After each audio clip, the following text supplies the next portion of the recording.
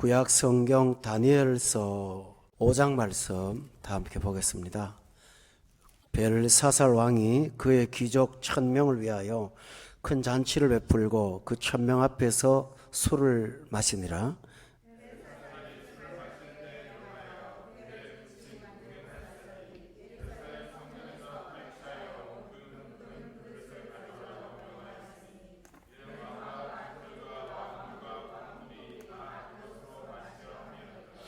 이에 예루살렘 하나님의 전 성소 중에서 탈취하여 온 금그릇과 가져오매 왕이 그 귀족들과 왕후들과 후궁들과 더불어 그것으로 마시더라.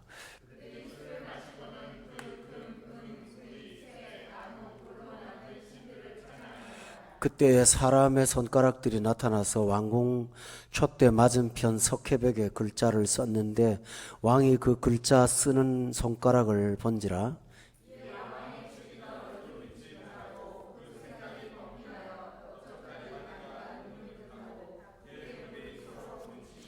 왕이 크게 소리질러 술객과 갈대아 술사와 점쟁이를 불러오게 하고 바벨론의 지혜자들에게 말하되 누구를 막론하고 이 글자를 읽고 그 해석을 내게 보이면 자주색 옷을 입고 금사슬을 그의 목에 걸어주리니 그를 나라의 셋째 통치자로 삼으리라 하니라.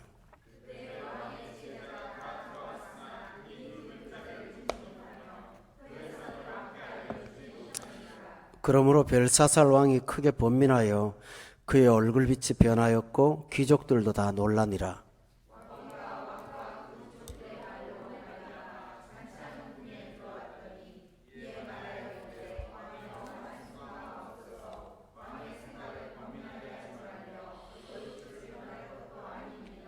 왕의 나라에 거룩한 신들의 영이 있는 사람이 있으니 곧 왕의 부친 때에 있던 자로서 명철과 총명과 지혜가 신들의 지혜와 같은 자니이다.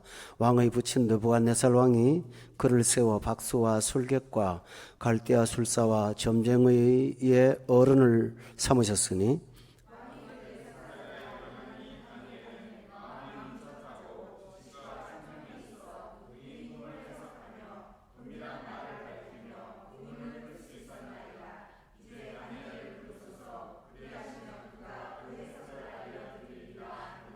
이에 다니엘이 부름을 받아 왕의 앞에 나오매 왕이 다니엘에게 말하되 네가 나의 부왕이 유다에서 사로잡아 온 유다 자손 중에 그 다니엘이냐?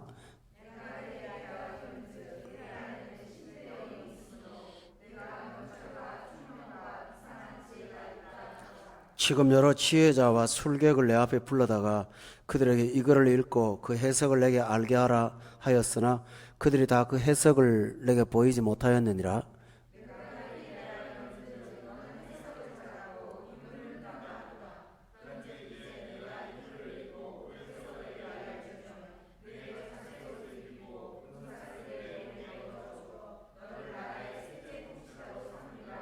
다니엘이 왕에게 대답하여 이르되 왕의 예물은 왕이 친히 가지시며 왕의 상급은 다른 사람에게 주옵소서. 그럴지라도 내가 왕을 위하여 이거를 읽으며 그 해석을 아뢰리이다.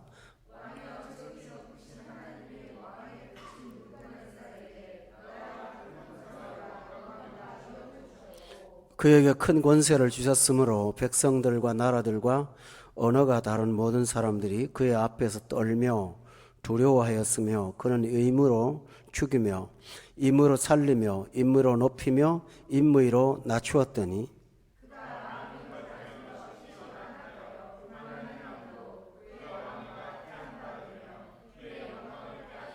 사람 중에서 쫓겨나서 그의 마음이 들짐승의 마음과 같았고 또 들나귀와 함께 살며 또 소처럼 풀을 먹으며 그의 몸이 하늘 이슬에 젖었으며 지극히 높으신 하나님이 사람 나라를 다스리시며 자기의 뜻대로 누구든지 그 자리에 세우시는 줄을 알기에 이르렀나이다.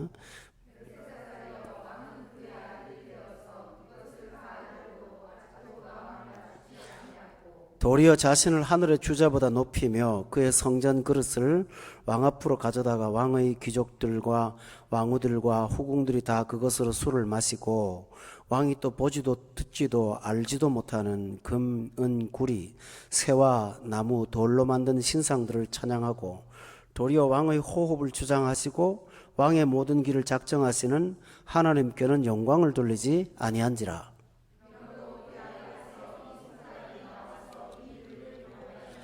기록된 글자는 이것이니 곧 메네 데겔 우바르신이라.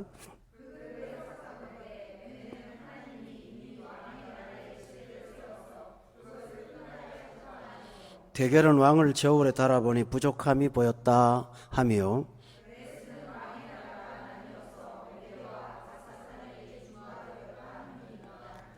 이에 벨사살이 명하여 그들이 다니엘에게 자주색 옷을 입히게 하며 금 사슬을 그의 목에 걸어주고 그를 위하여 조서를 내려 나라의 셋째 통치자로 삼으니라.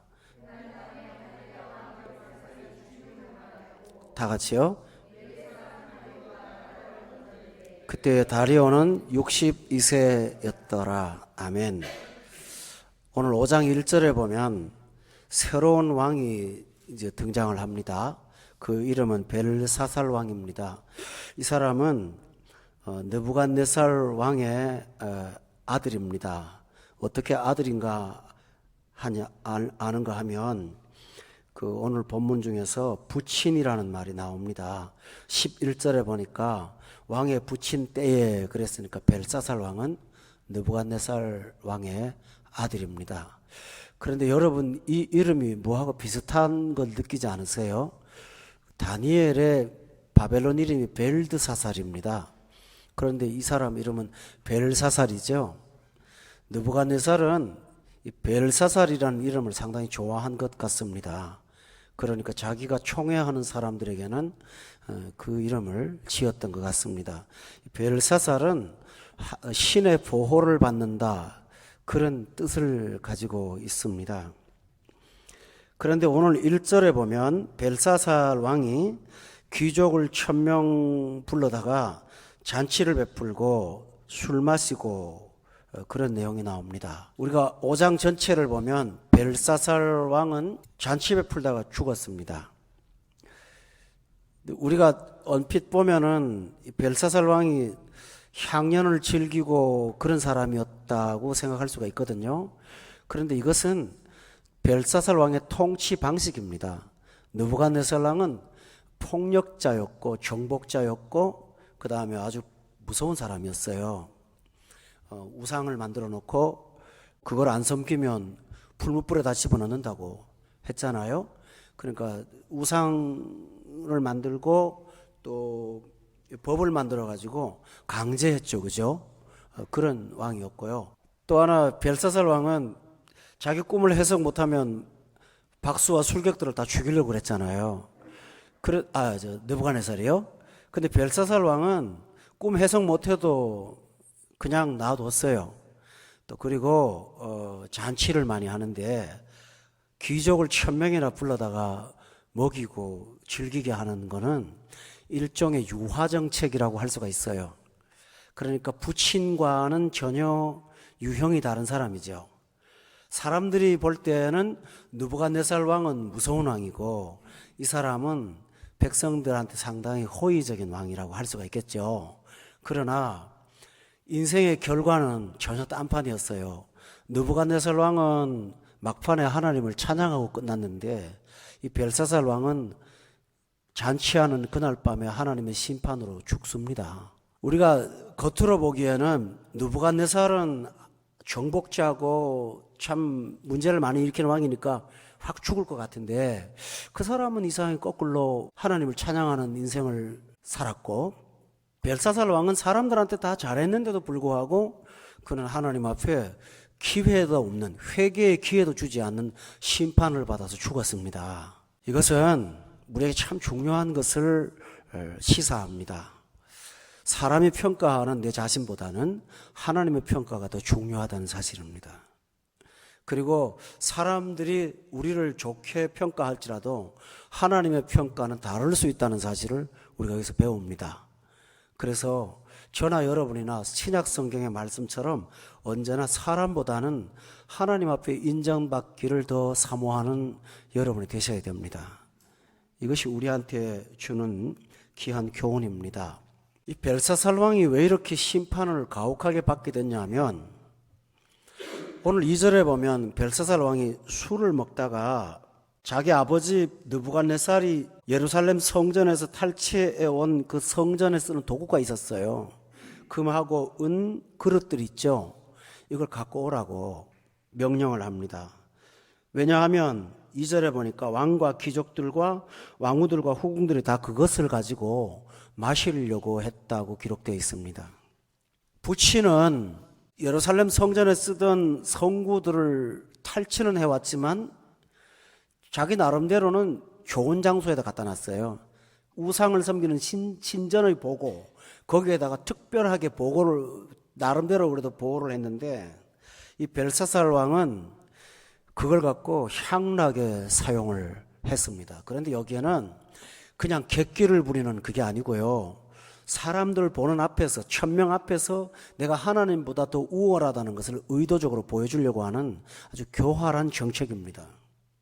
여기서 우리는 한 가지 사실을 느끼는 것은, 사람이 교만하기 시작하면 언제나 하나님의 권위를 대적한다는 사실입니다. 공부를 많이 한 사람도 자기 지식 갖고 하나님을 대적하기도 하고요. 또 다른 어떤 부분에서도 당신이 생각하는 걸 하나님보다 더 우월하게 생각하는 경향이 없지 않아 있습니다. 그와 같이 이 벨사살 왕이 객기가 나니까 하나님을 깔보는 것으로 인해서 사람들한테 자기 우월감을 드러내고자 했던 아주 대단히 좀 불경한 사람이었죠. 여러분, 우리는 항상 기억할 게 있습니다. 신약에 보면 섰다고 하는 자는 넘어질까 조심하라 그랬잖아요. 그러니까 잘 될수록 더 겸손하고, 또 높아질수록 더 하나님 앞에 영광 돌리고, 또 복이 많을수록 하나님 앞에 더욱 두려운 마음 갖는 것, 이게 우리가 해야 될 조리입니다. 근데 이 벨사살 왕은 그러질 않았죠. 그뿐만 아니고 그는 그 하나님의 성전에 쓰는 기명들을 술잔으로 사용했을 뿐만 아니라 본문 4절에 보니까 술을 마시고 금과 은과 구리와 새와 나무와 돌로 만든 신들을 찬양했다고 했습니다. 참 여기서 아이러니한 걸 우리가 발견합니다. 자기가 부친의 보고에서 갖고 온 하나님을 섬겼던 금은 그릇들은 무시하는 데 쓰고, 자기가 만든 금은으로 만든 신은 찬양하고, 이 참 그렇죠. 여기서 여러분은 뭘 느낍니까? 인간이 이럴 수가 있다는 사실입니다. 얼마든지. 똑같은 금, 은인데 하나는 하나님의 것으로 의미를 부여하고 하나는 자기의 신으로 의미를 부여해놓고, 자기가 부여한 것은 찬양하고 자기가 부여한 것은 깔보고, 사람이 이렇습니다. 여기서 우리가 한 가지 느끼는 사실은 이번 토요일 날 설교처럼 인간이 언제나 자기를 만물의 척도로 여기는 이 교만이 있습니다. 이해가 되십니까? 왜 벨사살 왕이 즉결 심판을 받아야 했던지를 우리가 지금 보고 있습니다. 그는 하나님이 전혀 두렵지가 않은 거예요. 하나님이 무서운 게 하나도 없는 거예요. 그래서 그는 자기가 지정한 것은 신이 되고 자기가 깔보는 것은 함부로 대해도 되는 그런 주객의 전도 현상이 일어나고 만 것입니다. 그런데 이것이 인간이 고대로부터 지금까지 똑같은 일을 행하는 반복된 모습입니다. 여러분, 아담하고 하와 아시죠? 하와가 사탄의 유혹을 받아서 선악과를 바라볼 때 그의 마음속에 어떤 마음이 들어왔는지 아십니까? 하나님 말씀에 먹지 말라고 했지만 자기가 보니까 이게 먹음직하고 또 보암직하고 탐스러울 만큼 지혜로웠다 그랬잖아요. 그러니까 뭡니까? 선악과에다가 먹음직, 보암직, 탐스러움, 지혜로움은 자기가 부여한 의미예요. 그렇죠? 근데 이거 먹으면 하나님하고 같이 된다는 의미까지 부여했어요. 그리고 하나님이 죽는다는 것에 대해서는 가치 없게 취급했잖아요. 인간은 언제나 똑같습니다. 다르지가 않습니다. 그래서 우리는 아담의 후예입니다. 성도 여러분, 그러므로 우리가 항상 조심할 사실은 우리 자신의 지성이나 감성이나 의지가 믿고 신뢰할 만하더라도 언제나 하나님 아래 두시는 그런 순위를 바꿔놓으시는 그런 질서를 꼭 갖고 살기를 정말 부탁을 드립니다. 이것이 하나님으로부터 사랑받는 비결입니다. 또 하나 있습니다. 5절에 보면 같이 한번 이거는 읽읍시다. 시작.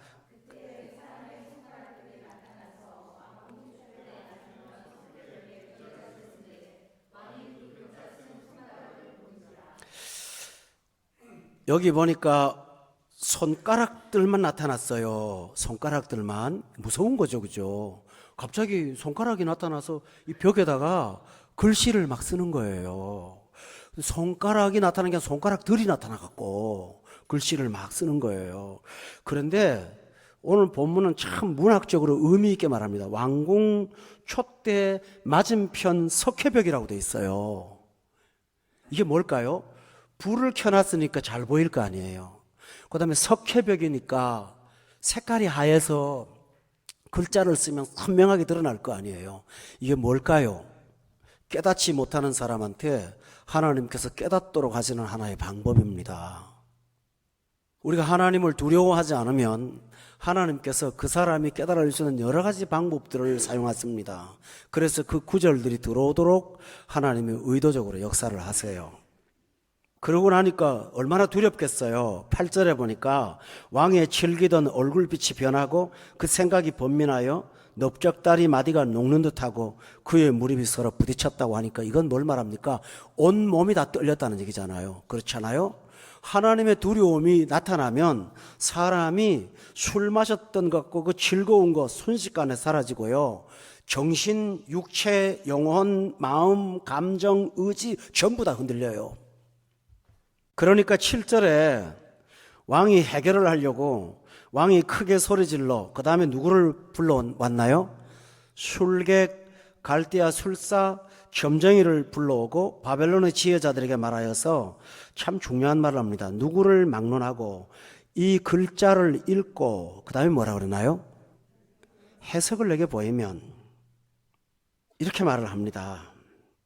근데 8절에 보니까 왕의 지혜자가 다 들어왔는데 그 글자를 읽지도 못하고 해석을 알려주지도 못했다고 되어 있습니다. 그래서 더 두려워 떠는데 왕의 어머니예요. 왕비. 왕비가 왕과 그 귀족들의 말로 말미암아 잔치하는 궁에 들어와서 말을 합니다. 왕이여 뭐라고 합니까? 만수무강하옵소서. 왕의 생각을 뭐 한다고요? 번민하게도 하지 말고 얼굴빛을 변할 것도 아니라고 그렇게 말을 하면서 한 사람을 천거합니다. 왕의 나라에 11절에 거룩한 뭐라고 그랬나요? 신들의 영이 있는 사람이 있는데 왕의 부친 때에 있던 자로서 명철과 총명과 지혜가 신들의 지혜와 같은 자입니다. 왕의 부친 느부갓네살 왕이 그를 세워 박수와 술객과 갈대아 술사와 점쟁이의 어른으로 삼았습니다. 그 사람이 있다는 거예요. 그러면서 12절에 여러분 다 같이 한번 읽어보세요. 시작.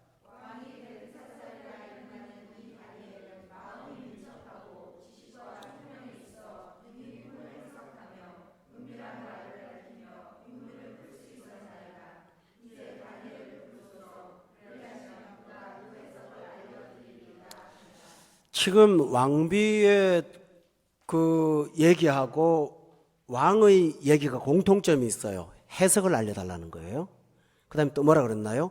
의문을 풀어줄 거라고 했어요. 자, 지금 이 벨사살 왕에게 꼭 필요한 것은 그 글자의 해석보다 더 중요한 게 뭘까요? 그는 지금 하나님 앞에 두렵잖아요. 빨리 출판을 걷고 성전의 기명들을 함부로 쓰지 말고 하나님 앞에 엎드려 회개해야 되는 거 아니겠습니까? 그런데 그는 그 글자의 의문을 그리고 해석을 요구했습니다. 신앙생활을 처음 시작하시는 분들은 대부분 이 카테고리에 들어갑니다. 예외 없이 들어갑니다. 어떤 카테고리인지 압니까?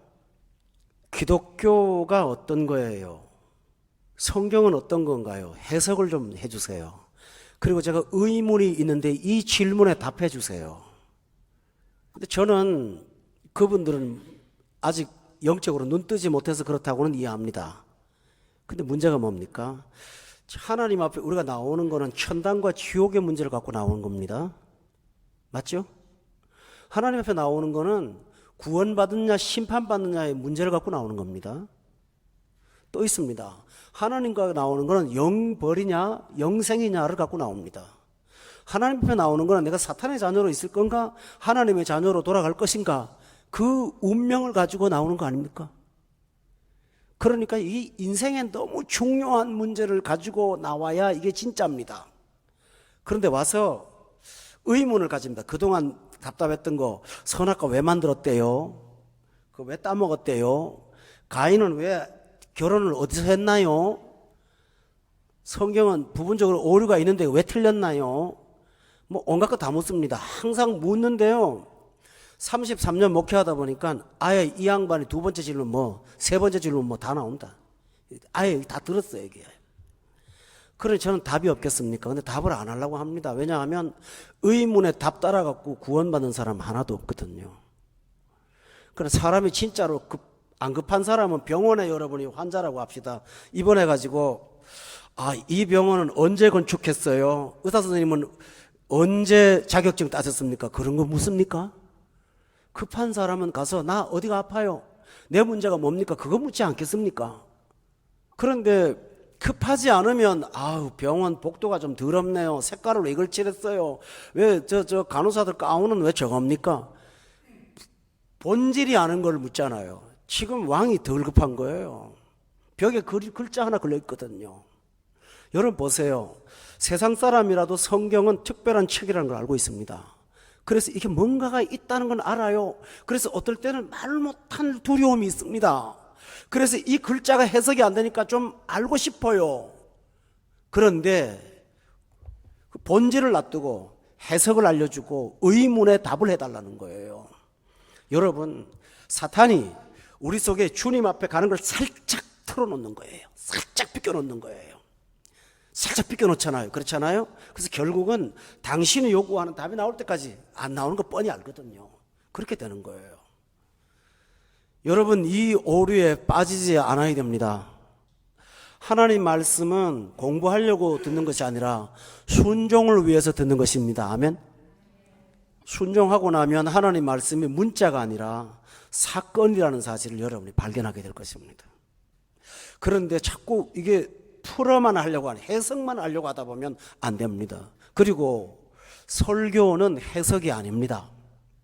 설교를 하기 위해서 저는 해석을 합니다. 그래서 설교를 준비하기 위한 정확성 때문에 해석을 하는 것이지 강단에서 설교는 해석이 아닙니다. 성경의 해석학은 따로 있습니다. 성경은 강단에서 전하는 건 선포입니다. 이렇게 해석하는 성경 공부도 선포입니다.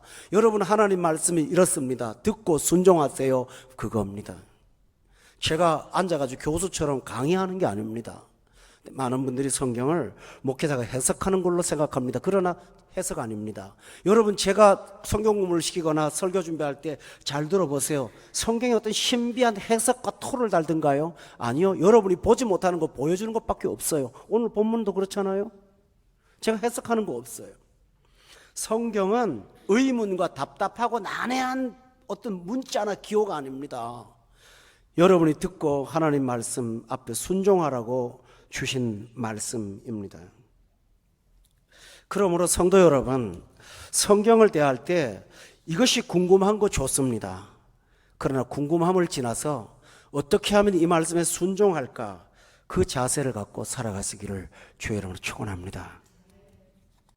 오늘 본문 5절에 보면 아주 무서운 단어가 하나 나옵니다. 시제가 나옵니다. 뭐라고 그랬습니까? 그때에라는 말이 나옵니다. 언제입니까? 여러분 보세요. 2절에 보면 술 마실 때에라고 되어 있습니다. 4절에 보니까 술 마시고 신을 찬양할 때라고 되어 있습니다. 3절에 보니까 하나님의 성소 중에 탈취한 금그릇을 갖고 와서 술잔으로 썼을 때에 라고 했습니다. 그리고 5절에 보면 바로 그때에 사람의 손가락들이 나타났다고 되어 있습니다. 여러분, 하나님은 영이십니다. 그러나 우리의 불손한 행동을 무심코 보지 않으실까요?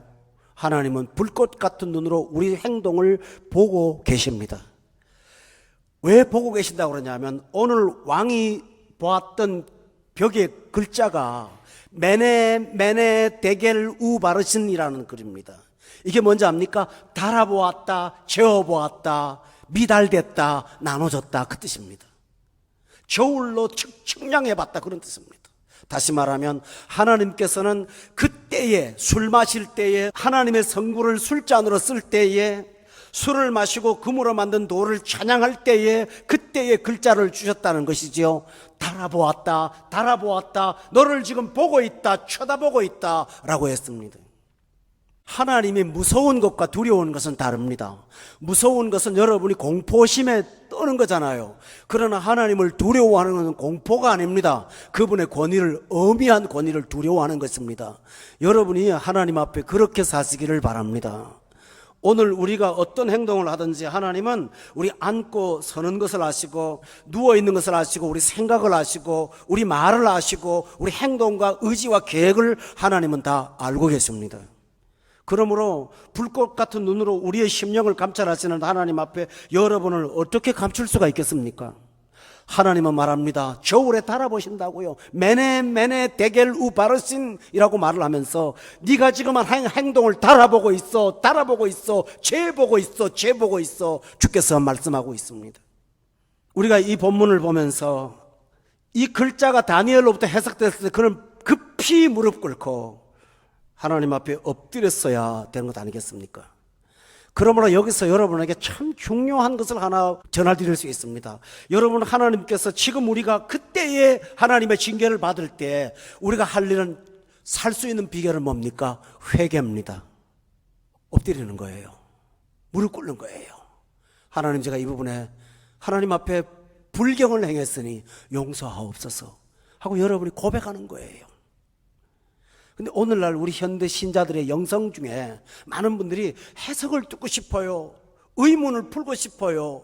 그러나 그 의문과 해석을 듣고 시원합니까? 그것도 아니면서 책망하는 죄성의 문제를 앞에 놓고 회개의 자리에 나아가지 않습니다. 그 대신에 뭐 한지 압니까? 찬양해요. 마음이 뜨거워지는 거거든요. 그렇잖아요. 요즘의 찬양들은 사람의 감성을 울리는 찬양들이 많습니다. 그런 찬양으로 마음이 울적울적해다 뜨거워지면 돌아가는 것 아닙니까? 여러분, 아닙니다.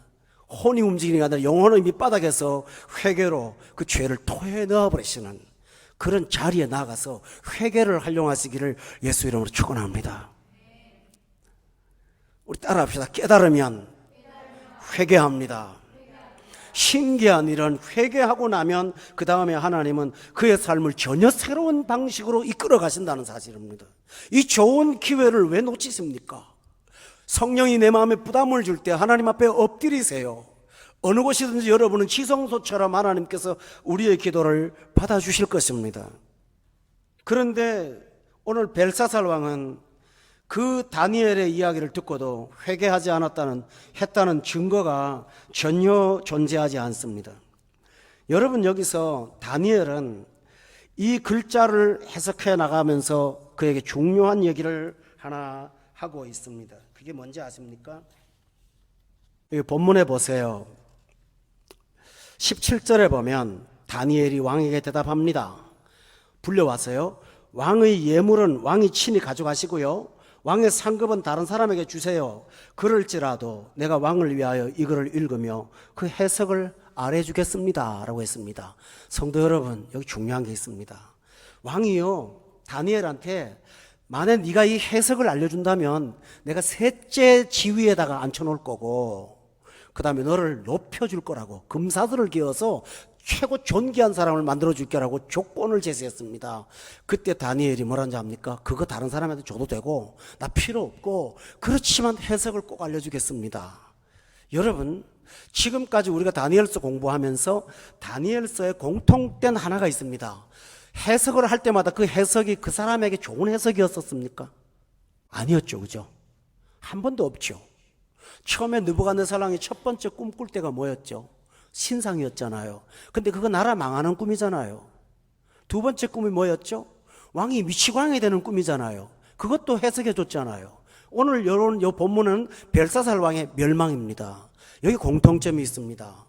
여러분이 하나님의 말씀을 듣고 위로받기를 원하시는 거 참 좋은 일입니다. 이 세상에 어떤 위로로 여러분을 위로할 수 있겠습니까? 그러므로 성경만이 진짜 위로인 줄로 저는 믿습니다. 그러나 그 위로가 어떤 성격이 되어야 진짜 위로인가는 여러분이 판단하실 일이 아닙니다. 내 마음이 위로가 돼요. 따뜻해져요. 그것도 위로일 수 있습니다. 그러나 성경이 말하는 진짜 위로는 내 현실이 문제가 되든 죄가 있든 어쨌든 그것을 분명하게 밝혀주는 것이 참 위로입니다. 병원에 가서 저는 여러 번 병원 생활을 했던 사람이라 환자로도요 입원을 여러 번 많이 했던 사람이라서 입원하면 몇 분들이 꼭 오시잖아요. 꽃 들고 와서 위로하는 분들이 계시죠. 또 어떤 분들은 와서 자신 없지만 나을 거야 이러죠. 제가 작년에 국립암센터에 저장인가 입원을 했는데요. 목에 이제 줄을 달고 이래 갖고 환자복에다가 넣어가지고 이경수 집사님 두 분이 보셨는데 피를 이제 뚝뚝 빼가면서 이러고 달고 다녔는데 사우디에서 같이 목회할 때 있던 집사님 한 분이 코트라이 관장님이셨는데 어쩌다 거기서 저를 만났어요. 그랬더니 이분이 저한테 걱정하지 말라고 위로를 하는 거예요. 그러면서 나도 다 나았다고. 근데 이분이 지금 나를 착각하는 거예요. 내가 암센터에서 이러고 있으니까 지금 암이 걸려갖고 지금 목을 자른 줄 알고 엄청 위로를 하는 거예요. 진짜 제가 암이 걸렸다면 그분의 위로가 얼마나 힘이 됐을까요? 그분도 암 수술을 했던데 보니까. 근데 진짜 병원에서 위로는 뭘까요? 죽어가는 환자한테 그 사람을 치료해 줄 수 있는 의사가 진짜 위로가 되지 않을까요? 와서 명확하게 말합니다. 오늘부터 금식하세요. 밥 먹지 말고요. 저 사인하시고요. 병원에 들어가는데 죽을지 살지 모르니까 각오하세요. 야, 얼마나 못된 소리입니까? 그렇잖아요. 그런데 그거 들으려고 그거 간 거 아닙니까? 근데 그분 그 말을 공짜로 하는지 압니까? 한 번 왔다 가면 차트에 돈 올라갑니다. 진료비, 특진비 해갖고 올라갑니다. 여러분 그 못된 말 듣고 돈 냅니다. 맞습니까? 그렇잖아요. 이게 기독교입니다. 이해가 되세요? 하나님은 우리의 문제를 드러내십니다. 그리고 그거를 치료하십니다. 수술하고 그 다음에 꼬매시고 아물게 합니다. 이게 하나님이 하는 방법입니다. 그러므로 다니엘은 그 아픈 이야기를 모든 왕에게 했습니다. 맞죠? 이게 진실합니다. 우리는 지난 시간 말씀을 들었습니다. 왕이 꿈을 해석해달라 그러니까 다니엘이 뭐라 그래요? 이 꿈 얘기는 다른 사람한테 가게 하고 마음이 괴로워서 나도 못 견디겠다고 하니까 왕이 하는 말이 무슨 말인지 상관없으니까 하라고 그러지 않았습니까? 이 강단에서 목회자가 직무유기지 하지 않고 진실하게 여러분을 대할 수 있는 방법은 여러분이 아프고 힘들어도 여러분의 문제를 성경이 말할 때는 그대로 드러내야 한다는 것입니다. 이해가 되십니까? 그때 여러분은 어떻게 될까요? 하나님이 내게 주신 말씀으로 아멘하고 받는 것이 여러분의 자세가 아닐까요? 그렇게 할 때 치료의 역사가 일어나게 될 줄로 저는 믿어요. 그러면서 다니엘은 어떤 말을 한지 압니까? 18절에 보세요. 왕이여 지극히 높으신 거기 한번 읽어볼까요? 시작.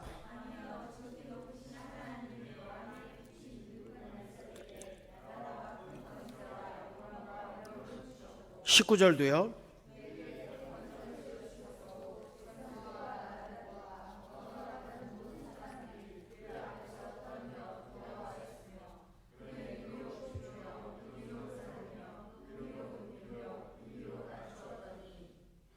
그 다음에 20절에도 보면 그가 마음이 높아지며 뜻이 완악하여 교만을 행함으로 그의 왕위가 폐한 바 되고 그의 영광을 빼앗기고 21절에 사람 중에서 쫓겨나서 그의 마음이 들짐승의 마음과 같았고 누구 얘기하는 거죠?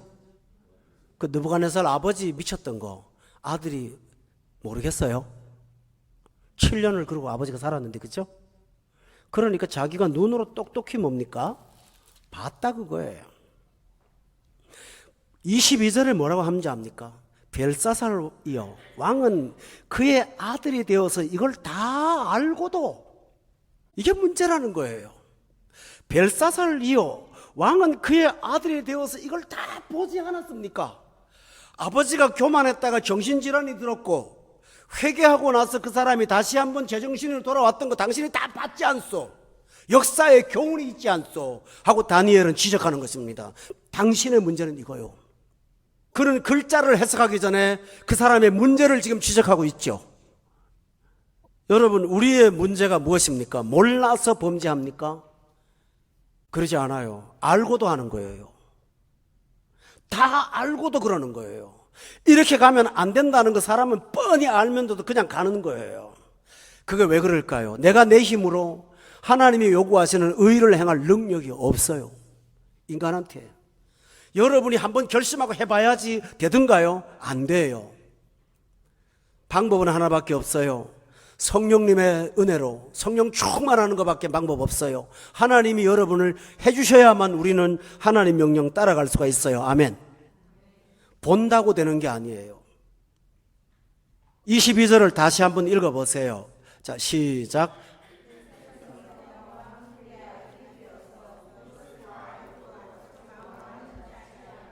그렇죠. 근데 또 하나 중요한 게 있어요. 여러분이 구약 성경을 조금만 안다면 참 깜짝 놀랄 사실이 있어요. 여러분, 이 이스라엘 백성들이 다니엘 시대에 바벨론 포로가 되기 전에 바벨론에 가서 이렇게 될 거라고 다 예언한 사람이 두 사람 있어요. 이사야와 에레미야라는 선지자예요. 근데 에레미야와 이사야는 성경 뒷부분에서 바벨론 왕들의 문제까지 다 예고를 했어요. 서판의 기록에서 다 해놨거든요. 거기에 보면 바벨론의 멸망에 관한 기록, 바벨론 왕들이 교만해서 이렇게 될 거라는 장차의 예고와 경고가 다 기록되어 있습니다. 그들이 왜 그걸 모를까요? 여러분 기억하십니까? 고대 나라에 바벨론에 최고 오래된 도서관이 있었습니다. 그렇다면 그거 안 갖다 놨을까요? 에레미야를 잡아간 게 바벨론인데요. 바벨론에 에레미야가 쓴 글을 안 가져갔을까요? 왕이 다 있는 거예요. 맞죠? 그러면 그거 읽어보면 되잖아요. 책도 갖다 놨어요. 그리고 아버지가 잘못해가지고 망했어요. 그런데 벨사살은 교훈을 못 받아요. 저는 여러분에게 하나님이 주신 기회들이 무엇인지를 가르쳐 드리겠습니다. 먼저 성경에 기록되어 있죠. 그죠? 우리를 경고하시잖아요. 그리고 우리 주변의 사람들을 보면 하나님 앞에 옳게 못 살다가 징계받았다가 회복되고 혹은 회복되지 못하는 분들을 여러분이 가끔은 말은 못하지만 보시는 거 있잖아요. 그런데 눈에 보고 귀로 읽는데도 안 돼요. 사람이 그렇습니다. 눈에 보고 귀로 읽어도 순종이 안 되는 것입니다. 방법이 뭡니까? 우리 따라합시다. 성령 충만. 그거밖에 없어. 할렐루야. 성령 충만한 거예요. 23절에 보세요. 다 알고도 마음을 낮추지 않고 도리어 자신을 하늘의 주제보다 높여서 자아를 높이는 바람에 결국은 하나님이 만든 금은 그릇들을 술 먹는 데 써버리고, 그리고 신상을 찬양하고, 끝에 봅시다. 왕의 모든 길을 작정하시는 하나님께는 영광을 하나도 안 돌리고, 이렇게 했다고 다니엘이 지적을 하고 있습니다. 그러면서 25절에 기록된 글자가 이겁니다. 메네 메네 데겔 우바르신. 26절에 한번 읽어볼까요? 시작.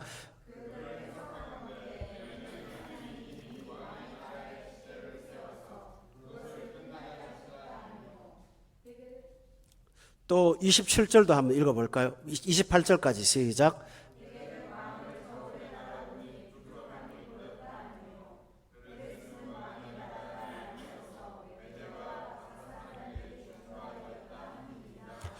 보세요. 26절에 보면 메네는 하나님이 왕의 나라의 시대를 세워서 그것을 끝나게 했다라고 되어 있죠.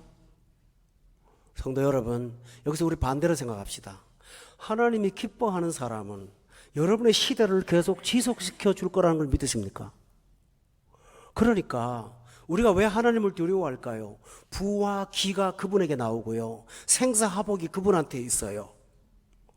우리의 노력에 따라서 사는 것이 아니라 하나님 앞에 우리가 어떤 사람이 되냐에 따라서 하나님은 우리를 그 보응대로 축복해 주시고 평가해 주시고 따라 살게 해 주실 거예요.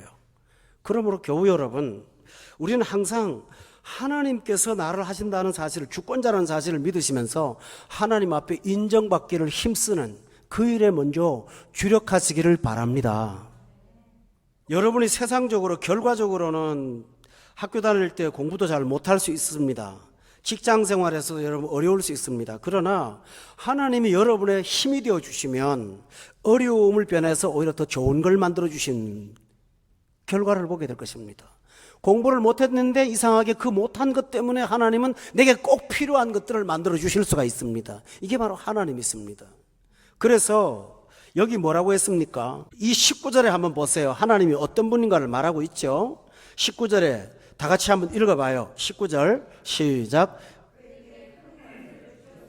백성과 나라들과 언어가 다른 모든 사람들이 그의 앞에서 떨며 두려워하였으며 그는 임으로 죽이며 임의로 살리며 임의로 높이며 임의로 낮추었다고 하셨죠. 그죠? 하나님은 바로 이런 분이십니다. 또 보십시다. 여기 다니엘서 4장을 한번 보겠습니다. 하나님이 어떤 분이십니까? 다니엘 4장에 보면 35절입니다. 같이 한번 읽어볼까요? 시작.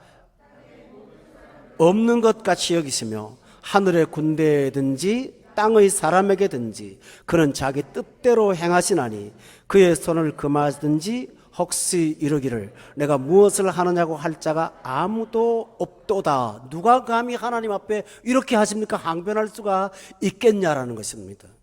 성도 여러분, 이 하나님이 나의 하나님이라는 사실이 얼마나 행복한 일입니까? 또 보세요. 36절에 보면 4장에 그렇게 고백했더니 총명이 돌아왔고 내 나라의 영광도 위엄도 광명도 다 돌아오고 모사와 간원들이 찾아오고 내가 내 나라에서 세움 받고 지극한 위세가 더해졌고 계속 그러죠. 누가요? 하나님이 그렇게 하신단 말이에요. 성도 여러분, 그러므로 진짜 여러분에게 가장 큰 위로는 무엇입니까? 하나님이 여러분을 기뻐하는 거, 그겁니다. 그 인정받고 나면 나머지 삶은 하나님께서 여러분을 이루어 주시는 것을 늘 생활 가운데 경험하게 될 것을 저는 확신합니다. 이것이 다니엘의 고백입니다. 여기 또 오늘 밤 중요한 얘기를 하나 하겠습니다. 하나님께서 왜 왕들을 그렇게 힘들게 하실까요? 느부갓네살 왕도 가만두질 않으시고요. 벨사살 왕도 가만두질 않으시고 막 하나님 건드리죠. 느부갓네살이 조금 교만하니까 정신병 들게 만들고요. 벨사살 왕이 교만하니까 그날 밤에 하나님 데려가십니다. 이유가 있습니다. 정말 중요한 이유가 있습니다. 이 바벨론에 누가 삽니까? 바벨론에 자기 백성이 왔습니다. 누굽니까? 유대민족입니다. 이해가 되시죠? 당신의 백성들을 보호하시는 하나님의 방법입니다. 왕들이 악해지면 당신의 백성들을 가만두지 않을 거예요. 그러니까 하나님께서 그들을 꺾어놓는 것입니다. 한 사람의 징계와 심판 배후에 보면 우리를 사랑하시는 놀라운 하나님의 보호하심이 그 안에 들어있어요. 이 신비죠. 이게 놀라운 신비잖아요. 그러므로 교우 여러분, 우리가 주변에서 어려움을 당하는 어떤 문제나 징계를 받는 상황들을 볼 때마다 저 일이 오히려 우리에게 도움이 될 수 있다는 사실을 믿고 당장은 모르지만 신뢰하면서 힘있게 살아가시기를 저는 주의 이름으로 부탁합니다. 결국 하나님은 이 벨사살 왕에게는 회개의 기회를 주지 않았습니다. 그래서 30절에 보세요. 그날 밤에 갈대아 왕 벨사살이 뭐 했다고요? 죽임을 당했는데 또 신기한 게 있습니다. 다니엘이 이렇게 험한 해석을 했잖아요. 그러면 혼나고 아니면 징계를 먹을 텐데 벨사살 왕이 죽기 직전에 뭘 했는지 압니까? 29절에 보세요. 다니엘에게 자주색 옷을 입히고 금사슬을 목에 걸어주고 그를 위하여 조서를 내려 나라의 셋째 통치자로 삼고 죽었어요. 참 신기한 일이죠. 하나님이 고일할 때까지는 살려뒀다가 그게 끝나고 나니까 그를 데려가시고 다니엘은 올려놓는 거. 여러분이 다니엘서 1장부터 5장까지 쭉 보면 위기를 꼭 만나요. 그런데 마지막에는 하나님 백성이 한 단계 한 단계 자꾸 올라가죠. 자꾸 올라가죠. 어려움 당하면 또 올라가고 또 올라가고 그러잖아요. 이것처럼 여러분이 있는 여러분 생활 가운데 나타난 현상들, 어려움만 주목하지 마세요. 여러분은 오히려 그것을 디딤돌로 여겨서 또 올라가고 올라가고 올라가게 하는 게 하나님이 하시는 방법이라는 사실을 여러분이 믿으십니까? 이것이 하나님이 하는 일입니다. 신기한 사실은요, 31절 다 같이 한번 읽어봅시다. 시작.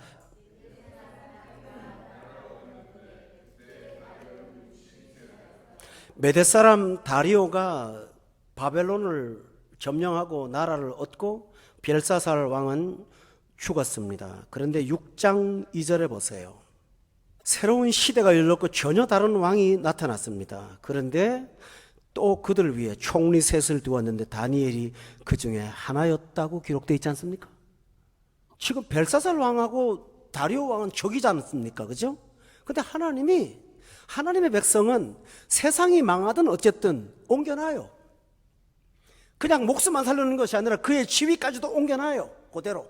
그렇죠? 하나님 앞에 이용당한 벨사살 왕은 죽었는데 그 밑에 신하였던 그 사람은 한꺼번에 죽지 않고 옮겨놓아서 다리오 왕 시대에도 그는 총리로 전국을 다스리는 정권을 잡을 수가 있었습니다. 여러분, 어떻게 설명하겠습니까? 이게 바로 하나님의 사랑입니다. 우리에게는 한 가지 중요한 게 작용하고 있습니다. 여러분이 하나님의 자녀잖아요. 하나님의 사랑이 여러분에게 따라다니고 있다는 사실을 믿으십니까? 그래서 시편 기자는 말하기를 내 평생에 당신의 인자하심이 나를 따른다고 말을 했습니다. 여러분 따라가고 있습니다.